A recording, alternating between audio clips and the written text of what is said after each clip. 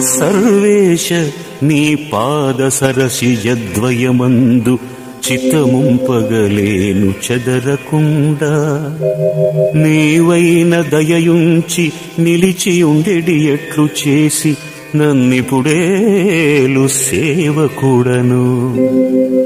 వనజలోచన నేను వట్టి మూర్ఖుడజుమ్మి నీ స్వరూపము చూడ నేర్పువేగా. తన కుమారుల కుగ్గు తల్లి పోసిన ఎట్లు భక్తి మార్గంబను పాలు పోసి ప్రేమతో నన్ను పోషించి పెంచుకొనుము.